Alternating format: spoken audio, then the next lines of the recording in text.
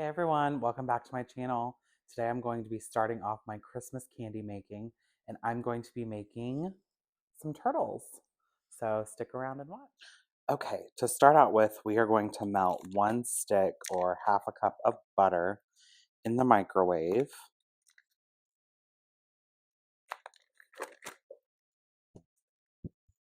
Okay, so I'm going to put this in there for probably around a minute to let it melt. So yeah, I'll be right back. Okay, while the butter is melting in the microwave, I'm just going to tell you the other ingredients that you're going to need to make the caramel for these turtles. So I have a half a cup of corn syrup, 1 cup of packed brown sugar, 7 ounces or like a half a can of sweetened condensed milk, and then 1 teaspoon of vanilla. So I do have all of these measured out ahead of time just because I'm working on a nap time today. So I'm trying to get it done before she wakes up. So we'll see if we can get that worked out. I also have a little chopper here that I'm going to chop up the pecans for the inside of the turtles. If you wanted to leave them whole, you can. That's your call. We always chop ours up. And so yeah, I'll do that here in a little bit once we have the caramel made.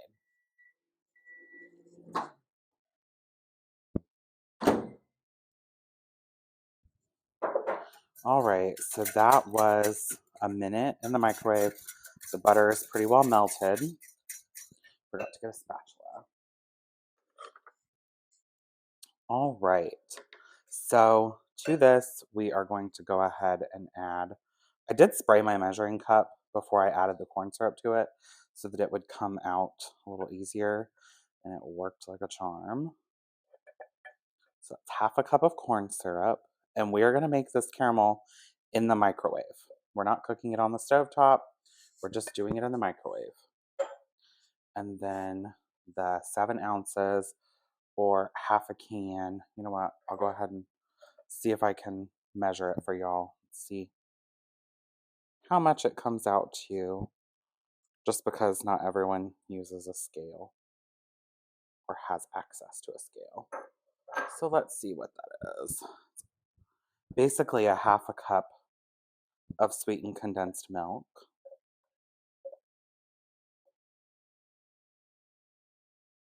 Okay, make sure we get all of that in there. And then the 1 cup of packed brown sugar. And I did really pack this in there. There it goes. All right, so I'm going to try to break this up a little, mix it, try to get everything mixed as much as I can. And then this is going to go in the microwave for 3 minutes. If you are afraid of it getting maybe a little overcooked, or if you're afraid of it boiling too much, if you don't have a tall batter bowl like this, go ahead and start with maybe 1 minute increments. And I am going to rinse this whisk off while that is cooking so that it doesn't get the crystallized sugar back in here. So 3 minutes in the microwave, and then I'll be right back. All right, while that is cooking, I'm going to take this opportunity to do the pecans. So I have this little chopper here. It's just a little hand chopper. If you wanted to use like a mini food processor or something like that, hopefully you can hear me over all of this. I just have this little hand crank one that I got cheap, and so I like to use it. You don't want your pecans to be too fine, but I am going to be using a little, I'm going to try to start with 4 cups-ish of pecans, but I'm going to use a little scooper to scoop the caramel and pecan mixture so that we have fairly uniform shapes. And my pecans did just come out of the freezer, so we'll see how that works with the hot caramel.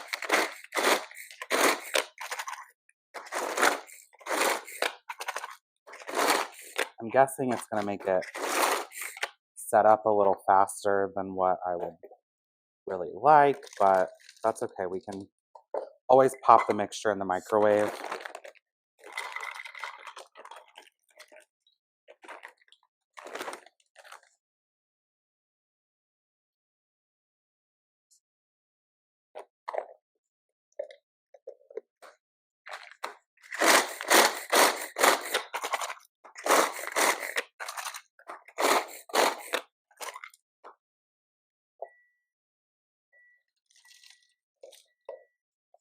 Okay, so caramel is ready to check.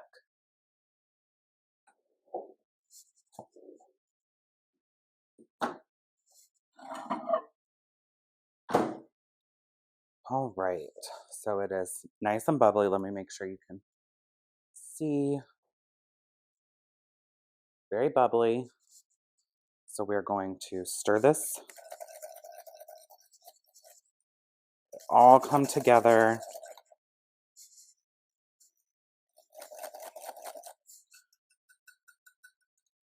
Okay, and I have a little piece of wax paper over here on the side so I don't make a mess on my counter. This is going to go back in the microwave for another 3 minutes.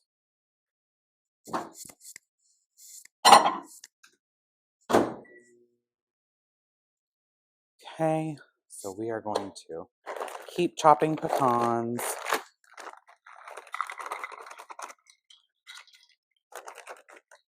Like I said, if this is too tedious for you, get out your food processor or cut it by hand with a knife if you would like.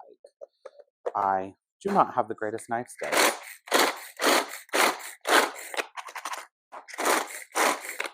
So this works much easier for me. And again, this is about the size of what I'm doing. So you can see that there's still some bigger chunks in there, but also quite a bit of little pieces. Okay. I'm thinking it's going to need a little more. And also this will not be my last round of candy this year. So I'm going to go ahead and do a little more just so I don't have to pause doing the video and do some more. Maybe.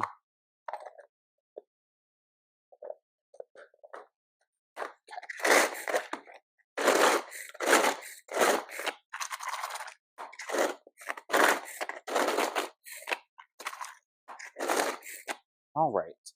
I'm going to set those aside. Keep these pecans over here. All right. So I do have a cookie sheet with freezer paper, and I did go ahead and spray it too, just as a little more insurance that the caramel will not stick to the paper. So that's what we're going to be scooping these onto. And then I always try, before I start candy of any kind, I always try to make sure that I have cleared out my refrigerator as much as I can, because that just will speed up the process of cooling everything down so that we can then dip. Okay, so you want to be very, very careful when getting this out of the microwave because it is boiling caramel. Okay, we're going to whisk it one more time. And that was our last trip into the microwave. So this is done. And Christmas candy is something that my family has always done. Every year we would get together and make candy. Everyone would split it up to take to their different events or to take, like my mom always did, little tins to take to the teachers at school. We always loved it. She'd take it to the bank. So this I think we will be taking to neighbors and I'll be taking to work. So that was the whole 4 cups. You just want to make sure that your mixture isn't too gooey and caramelly. Oh, I think there's a piece of pecan shell. Yes, it is. Always be on the lookout for those, no matter where you buy your pecans from. There's always the chance of getting a pecan shell. Okay. So this I can tell because my pecans were frozen. Like I said, they were very cold. I forgot to take them out ahead of time. So this is setting up the mixture quite a bit. So what I'm going to do real quick is I'm going to pop this back in the microwave for maybe 30 seconds. Try that and see if that loosens up the caramel a little bit.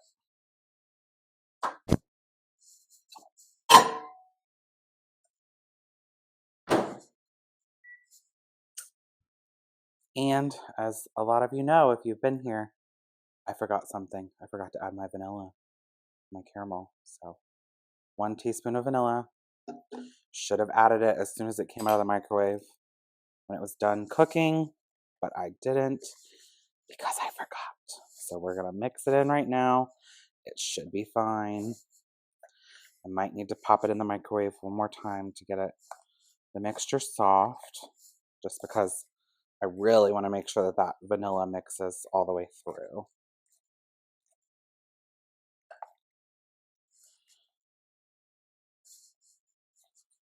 Don't want to have the outside coating of all of this be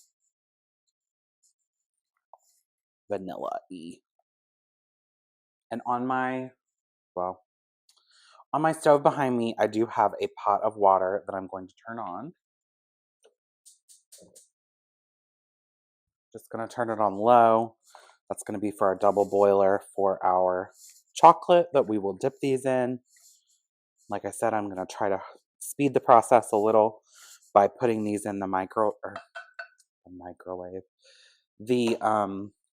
refrigerator, so they will cool a little faster. Okay, so we'll get our little dipping station here. And I do have these knives off to the side just holding my paper down. So you can use 2 spoons if you want. You can use whatever you want. You could use a tablespoon. I just like the convenience of a scoop. So, and they do still sort of get an organic shape once you put them out. They don't always stay balled up. And they're not going to be perfect because there's pecans mixed in. So this just helps make sure that everything is around the same size. And I space them a little ways apart because I want to make sure that if they do spread a little, because the caramel is hot, that they'll have room to spread.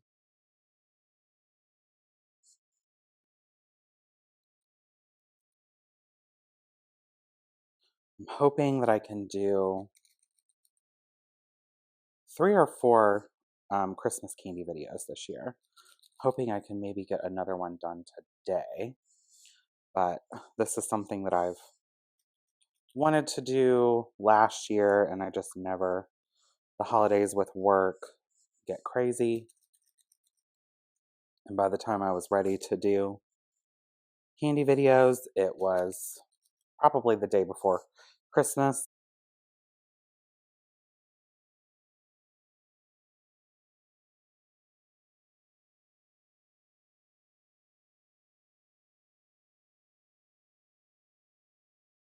But I really wanted to get it done ahead of time so that people could get candy made ahead so that they could take it to parties and stuff like that.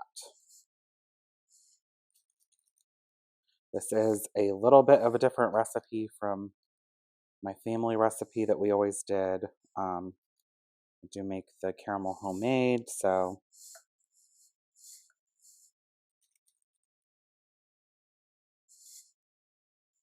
it's just something a little different that I like to do.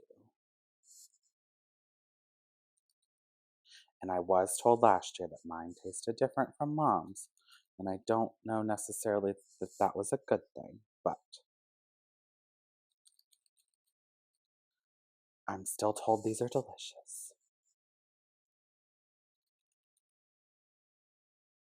Okay, I'm going to scoop the rest because at this point I'm just droning on. So I'm going to scoop the rest and get this pan in the refrigerator, and then I'm sure I'll have more to scoop, but I will get a bowl of milk chocolate chips on the stovetop, melting down so that we can dip these. We'll see how sometimes the chocolate chips behave nicely. Sometimes they really are gloopy to where they don't coat very well. So we may have to add a little oil or shortening, or even if you don't have allergies or people that you'll be serving don't have allergies, you could use coconut oil. That helps get like a really good shell on the outside of things when you add it to chocolate. You can actually make chocolate cone coating or candy shell with by adding coconut oil to your chocolate. I have done it. It is delicious. You do sort of taste the coconut, but it's not like overpowering. So this is all I'm going to put on this one. You could make your turtles bigger if you wanted to. I just like to get the most out of them because I do give them out to a lot of different people. So I'm going to put these in the refrigerator, get my chocolate melting, and then I'll come right back and show you how we dip them. All right, so here's my chocolate melted. It's not super like loose like I want it to be. So I am going to add maybe a half of a teaspoon, maybe a whole teaspoon of shortening to this to help liquefy it a little more so that it will coat better.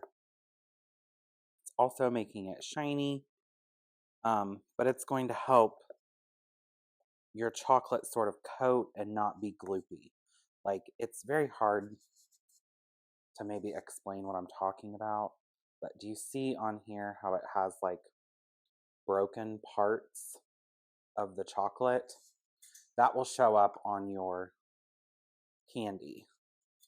So I'm actually going to see. I also want to make sure that this is not crystallizing my chocolate and making it weird. Okay, so I'm actually going to add the rest of this. So that was probably like teaspoon, teaspoon and a half of shortening. And I do, in my pot under here, I still have the hot water. So that's going to keep your chocolate warm. So while you're dipping, it's not trying to set up too quickly on you. With milk chocolate, you do need to be a little more careful that you do not overheat your chocolate because it will burn. Milk chocolate and white chocolate are super finicky when it comes to melting and dealing with. They like to get a little too hot and then they'll turn chunky, and there's really not a lot of coming back from that. You just have to start over. So I just want to make sure that everything, you can see it's a little stringier now. So I just want to make sure all of those bits are melted in. And now I'm going to switch and make a mess. Switch to a fork. So I'm going to use a fork to dip these because I can tap it on the side. And yeah, I'm going to have to figure out how to. I'm likely going to have to mute those parts of the video because that's going to get very annoying very quickly for you, I'm sure. So with the fork, it helps, the chocolate go through. So I'm going to get my turtles out of the freezer, and then we're going to get another little setup over here for dipping. All right. So these set up very nicely in the refrigerator, and that shortening did not change the flavor of the chocolate. So if you're concerned about that, don't be, or just don't use the shortening if you don't want to. You do not have to, but you could use oil as well, or like I said, coconut oil. So I'm just going to take one of the turtles, coat it in my chocolate, tap it on the side, and then just go to your piece of, so this is wax paper on a sheet pan, and we're just going to do this over and over and over. like I said, that's going to get annoying for you, I am sure. So I will have to mute those parts because that'll get annoying for me editing in my ear too. And you want to make sure, sorry, you want to make sure that you're not putting multiple in here at once in the chocolate because it is hot and it's going to melt that caramel and then you're going to have a mess.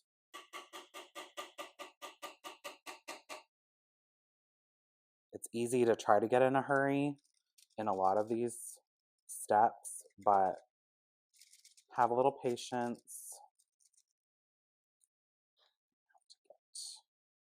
Another utensil out just to help me because these are, I didn't quite leave these in the refrigerator as long as I wanted to because, you know, video, trying to not take all day doing this, but I would normally leave these in the refrigerator for a few hours just so they are completely set up. So these are trying to stick a little bit to my fork. So I'm just going to use a knife.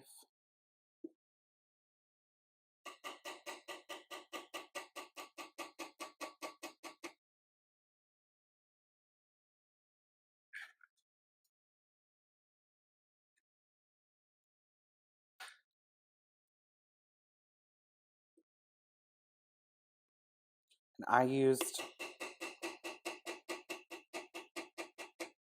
sorry, I always think of something to say right before I go tapping. I used the milk chocolate chips on this, but you can use any kind of chocolate you want. If you wanted dark chocolate, or if you didn't want to use the chocolate chips, we used to actually use the candy bars and get a bunch of those, break them up and melt them.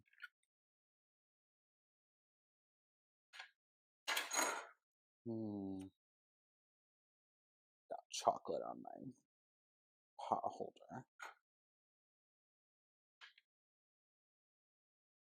Okay. You can also make the chocolate work for you. If you touch the bottom to the chocolate, it will actually start pulling some of that chocolate off for you. One thing you always want to make sure if you are dealing with chocolate is that you never, like because you have this sitting on a pot of hot water, make sure that none of that water gets into your chocolate. If you do, it will seize up and be useless. Okay, I think I've done enough rambling, given out all my tips and tricks. So I am going to speed through this and then I will come back and show you what they look like. Once I get them all dipped on a tray, I will then put them back in the refrigerator to help the chocolate set up, and I'll come back and show you the finished product. I will likely have to melt some more chocolate because it made 2 sheet trays of this size of turtles. So I'll probably need a little more chocolate.